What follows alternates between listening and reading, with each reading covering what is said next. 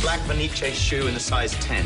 You speak Prada? This week on At the Movies, Isla Fisher stars in Confessions of a Shopaholic. You ready for this? They'll get to you. If they can't get to you, they'll get to your family. Clive Owen and Naomi Watts try to take down the world's most powerful bank in the International. Is that your bedroom in the back? I can see you from my apartment. Gwyneth Paltrow and Joaquin Phoenix in what may be his last. Plus, Jason is back in a remake of the original Friday the 13th. You know that thing when you see someone cute and he smiles and your heart kind of goes like warm butter sliding down hot toast? Well, that's what it's like when I see a store. Declined. Can you try again? Really declined. Isla Fisher goes on a spending spree in the big screen adaptation of the popular books. I'm Ben Lyons from E! Entertainment. And I'm Ben Mankiewicz from Turner Classic Movies. Our first movie, Confessions of a Shopaholic, tells the story of Rebecca Bloomwood, played by Isla Fisher. She's an aspiring journalist, but like Woodward and Bernstein, she knows you can't win a Pulitzer unless you're wearing Jimmy Choo shoes and carrying a Marc Jacobs handbag. Dress, Zach Posen. Belt, Todd Oldham Vintage. Bag, Gucci. And worth every penny. Rebecca is deep in debt, unable to stop spending, hiding from a debt collector when she stumbles into a job writing an advice column for a financial magazine. Uh-oh, I smell trouble and forced irony. I wanted 1,000 words on APRs from an angle. Is that not an angle? Not unless you call head-on an angle. No, I don't. Try it again. Remind me why I hired you. Okay. Rebecca?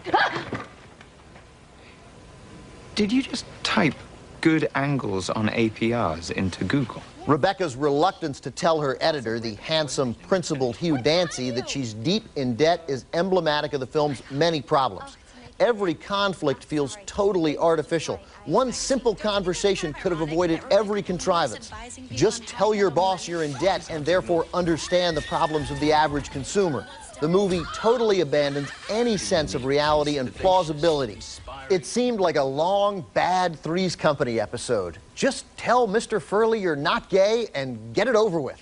And skip Confessions of a Shopaholic. You know, I think Isla Fisher does have a nice comedic timing to her. I like some of her previous work. I also like her doing serious things in a movie like The Lookout. Here she is giving it everything she's got, and it's just not enough. You know, this is the film there where the clothes are the focus, and I don't really know much about women's fashion, but I know, you're surprised there, Meg, really? But you know what, though? I know these clothes were kind of the leftovers from Sex and the City. Patricia Field's kind of the same costume designer did both, and here they are with Devil Wears Prada, and I could tell that those films have some really top quality clothes in those movies, but here it's just like she looks crazy. Like she doesn't even look like a fashionista. She looks out of her mind, like she just picked up whatever was on the floor and left over from Carrie Bradshaw's closet. And there, like you said, there's so many moments where if she simply just explained herself. There's one scene where she's at a party where she's not supposed to be there, and she ends up the waitress, and she say, "Hey, I'm not the waitress. I'm a guest at the party." Exactly. Little things like that start to add up after a while. Very frustrating. I agree with you, and I like Isla Fisher and John Goodman and Joan Cusack and Leslie Bibb and Kristen Scott Thomas. It doesn't work, and there's some real hypocrisy in it that bothered me too.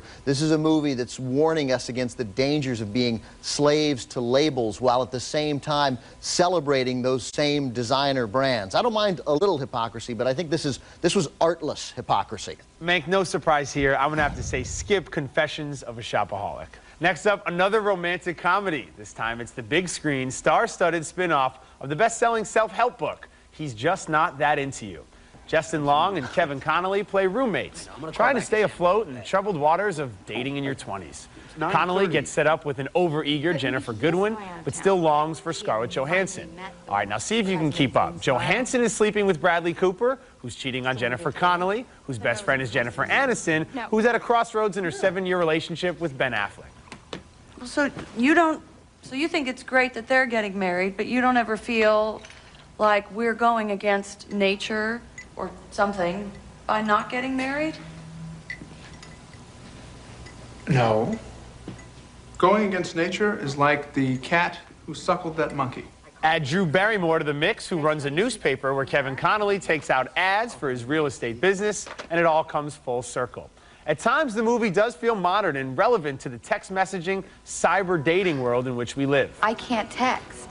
You know, I'm not charming via text. Well, maybe you should just stop texting. But it's not just texting, it's email, it's voicemail, it's snail mail. That's regular mail.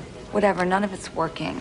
Ultimately, however, the movie gets smothered by one romantic comedy cliche after another. It resorts back to what I consistently dislike about movies of this genre. Everything ties together so conveniently at the end that it loses believability and focus. If you like silly escapism, then I guess this is the movie for you. But for any real insight on relationships or good quality romantic comedy, turn elsewhere. You can skip it. Well, I agree that if you want sort of advice on relationships, you probably need to do something better than go see a movie. But nonetheless, I generally disagree with you. I really like this movie. My expectations were low after seeing the trailer because it seemed like we were headed for another cliche-driven romantic comedy. But this movie is much more serious than that. It is much more highbrow even than that. I thought that there was a level of sophistication in the relationships that I certainly did not expect. I don't think everything ties together at the end. Some characters are left dangling. Obviously, we know that they go on with their lives. Who don't end up with somebody, I'm not going to give it away, but it just kind of comes together too conveniently at the end. And for 2/3 of this film,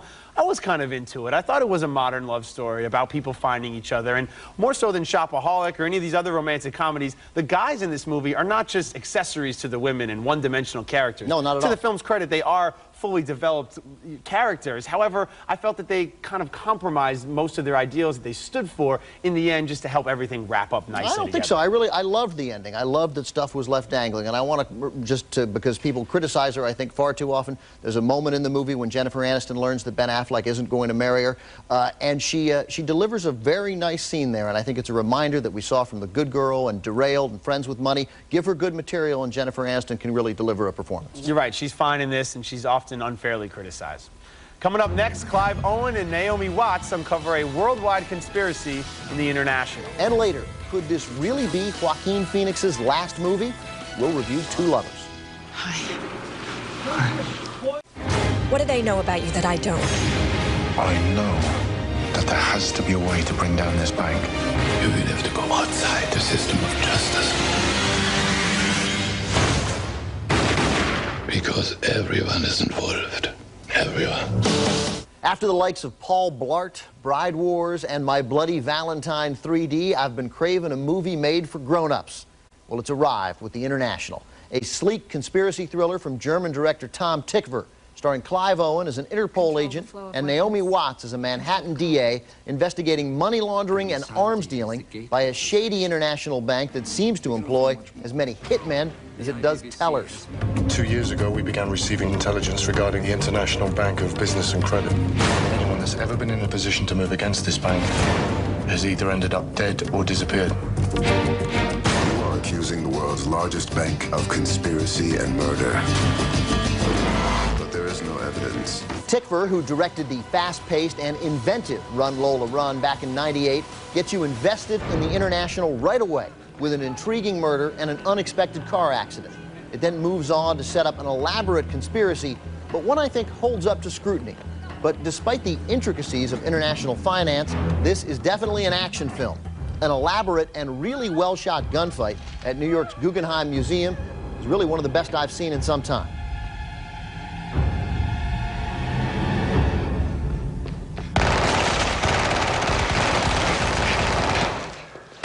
Clive Owen is strong, as always. Naomi Watts, too. The International felt like a film directed by the late Sidney Pollack in his prime. I say see it. Ben, you mentioned at the top of your review some of the stinkers that have come out in recent weeks, and I, too, was in the mood for a smart, intelligent, adult movie, and this is that at times. But I learned some things in this movie. Apparently, bullets don't hit people. And you mentioned that Guggenheim Museum. Are the walls a fortress there? I mean, this is a movie that has to be real in order to be good. And that's what I love about the Jason Bourne series and the Bourne Identity movie. You really kind of lose yourself in the characters and the international locations, and it feels real. After a 10-minute gunfight, he just walks out into Central Park, bloodied, and no one stops him. Well, he walks into a police station after being detained and walks out the front door and gets in a car, and it's totally fine. He had significant assistance from real professionals both times, and I think 8 to 10 people died in that Guggenheim gunfight. A lot of people died. But our lead, who we're supposed to believe is in peril, obviously really isn't. I really didn't have any problem with any of that. I thought that every time it stretched the limits of believability, Ben, there was a plausible explanation. This really, as I said, too conveniently so. There was always a reason for him to get out. Always plausible. I really thought this reminded me of some early Pollock, and I felt like I was watching sort of 3 Days of the Condor here, one of my all-time favorites. I really enjoyed this movie. I don't know if it holds up to some of those all-time classics. I unfortunately was really disappointed by it, and I'm going to have to say skip it. Yeah, all right. Well, we definitely disagree on that one. Coming up next, we'll review the remake of Friday the 13th. And later, Joaquin Phoenix and Gwyneth Paltrow are caught in a love triangle in Two Lovers. I do know you, and I love you even more.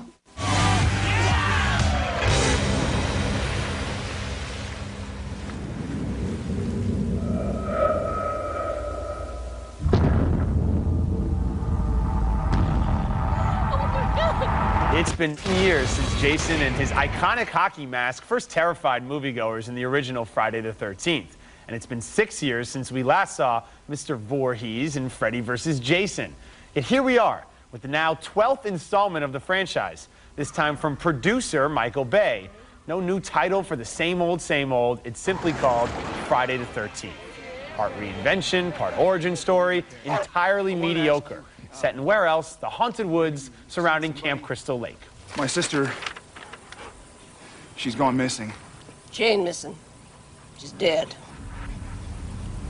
What? People go missing around here, they're gone for good. Outsiders come, they don't know where to walk.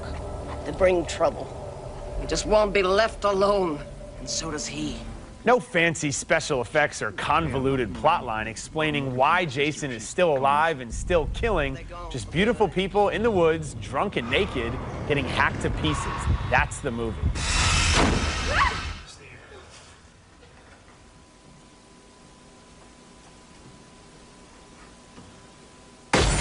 The film relishes in being a series of horror movie cliches strung together.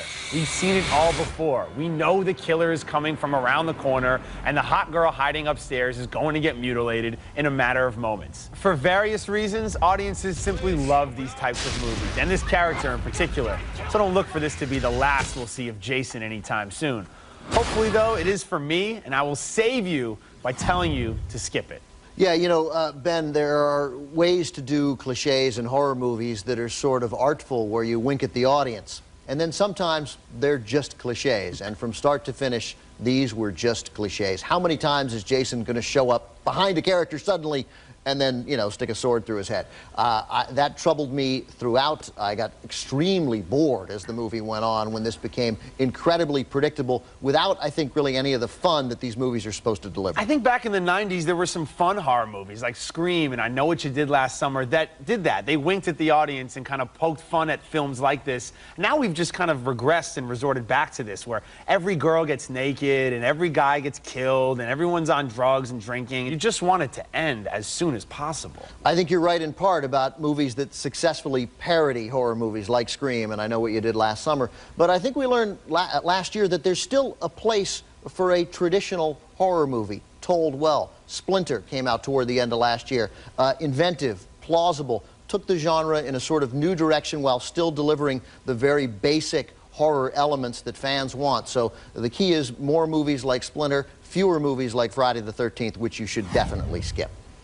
All right, next movie, Two Lovers, from writer-director James Gray, the man behind The Yards and We Own the Night, is a film that left me unsure how I felt hours after watching. Joaquin Phoenix plays Leonard, in his 30s, deeply depressed and living with his concerned parents in Brooklyn.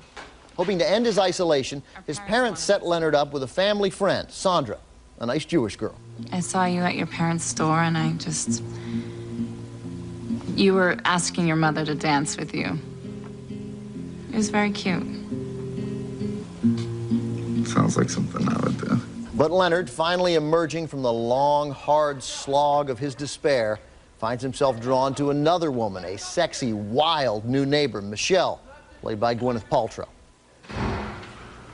Hi. Spoiled brat. Sorry. For what? Don't think you're living out in Great Neck? My father, he's a little crazy. Dog here, I know it. You okay? Yeah. However, with Gwyneth's provocative allure comes mania. And obviously, Leonard should choose Sandra, played by Vanessa Shaw. The problem with the film is that his choice is too clear, and a movie you sense is supposed to be a nuanced story of depression, and the complexity of our emotional choices becomes far too straightforward.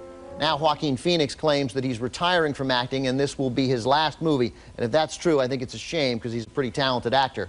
But you should skip Two Lovers, which is in limited release and it's also available on demand. It really is a shame if this is Joaquin Phoenix's last film, and not because it's a bad film, and I think he gives a great performance. He has a sort of vulnerability about him and an honesty to him in all his work, and it shines through here. I thought his connection with Gwyneth Paltrow was genuine. It develops over time, and this is kind of the unromanticized version of romance, and this is how love happens in the real world. Sometimes it hurts, sometimes it's depressing. It's not all he's just not that into you. I thought it was a gritty New York story, and I actually really lost myself in the characters. Yeah, look, I mean, it was gritty and it's small and stripped down, and I have no problem with any of that. I simply didn't believe it. You talk about a movie contrived to get us to an ending. I felt that this was enormously contrived. It's supposed to be complex, and I was left wondering, where's the complexity? It was all too simple. And you talk about a movie designed to give you sort of an ending that sort of ties the pieces together. This movie left me sort of groaning at the end. Oh, I thought this was a far more honest depiction of what love is than any of these other romantic comedies we reviewed on the show this week. And I'm going to have to say, see it. I really enjoyed Two Lovers. Coming up next, Angelina Jolie and her latest Oscar-nominated performance. That's on our DVD Out Now list. And now you have the chance to tell us what you think about all things Oscar when we take part in our first web chat this Monday. Just go to atthemoviestv.com now and register, then submit a question ahead of time, or just log in February 16th at 4 p.m. Eastern. I know my son is out there. I can still feel him. Time to take a look at DVDs Out Now. My pick this week is Changeling. It was recently nominated for 3 Academy Awards, including one for Angelina Jolie as Best Actress. Based on a true story, this is the methodical, disturbing thriller set in the late 1920s and early 1930s Los Angeles. It also stars John Malkovich and Jeffrey Donovan. A tough movie to endure due to its heartbreaking subject matter. Director Clint Eastwood once again brings out the best in his cast, both the major stars and the unknowns, and he fearlessly takes on the rawest of human emotions. Some powerful stuff. My DVD pick, Ben, is the Bill Maher documentary Religulous, a fairly even-handed skewering of dogmatic religious faith. The movie takes Maher around the world to talk to the devoted, those who claim to believe their particular religious text is the literal Word of God. It's a provocative film, though more than anything else, it's funny. Maher is tough on Catholics, but then again, he also hammers evangelical Christians, Jews, Mormons, and Muslims. See it with a loved one, and then afterwards, you can have a really uncomfortable argument. So both Changeling and Religulous will be in stores on Tuesday. Also out now on DVD, we both think you should see Spike Lee's Miracle at St. Anna. It was on my top 10 list from last year. I said you could rent Nights in Rodanthe with Diane Lane and Richard Gere. Mank said you should skip it. And we both say you should see Josh Brolin in W. Want to know what you can't miss this weekend? Stay tuned for my 3 to see. For me, your favorite toy? You're gonna want Mr. Fuzzy Man even more now that we've discovered Beneful Playful Life with extra protein, so you're ready for anything. Beneful Playful Life. Another healthful, flavorful Beneful. Hotel provided by Park Hyatt Chicago. Chicago's award-winning hotel and luxury dining experience. Located in the heart of Chicago's Magnificent Mile on Water Tower Square. Okay, a lot of movies to recap on this week's show. We both say you can skip Confessions of a Shopaholic. I say to skip He's Just Not That Into You, and Ben says you should see it. I also say to skip The International, which Ben also says to see. We agree that you can skip Friday the 13th, and I say see Two Lovers, while Ben says to skip it. Now it's time for my 3 to see, the 3 movies you should check out this weekend. I'll start with a film we reviewed on today's show, The International, with Clive Owen and Naomi Watts. I think this is a tight, old-fashioned 70s thriller. Credit director Tom Tykwer for making international banking riveting. At number 2, and I can't quite believe I'm recommending this, He's Just Not That Into You. Few trailers have made me less excited to see a movie, but this ended up being a smart, dare I say, insightful romantic comedy with nice performances from an A-list cast. And at number 1, I'm running out of chances to recommend this movie before the Oscars. Go see Darren Aronofsky's The Wrestler, the raw and touching Mickey Rourke, Marissa Tomei drama, expanded into more theaters throughout January. It's the best movie of 2008, and if you've already seen it, well, then go see it again. I agree. One of the best films of the year, and I think should have gotten nominated for Best Picture. Yeah. That's it for now. Remember, we're always online on atthemoviestv.com. Next week, we'll be back with our special show where we tell you who would take home the Oscars if we picked the winners. But until then, we'll be at the movies.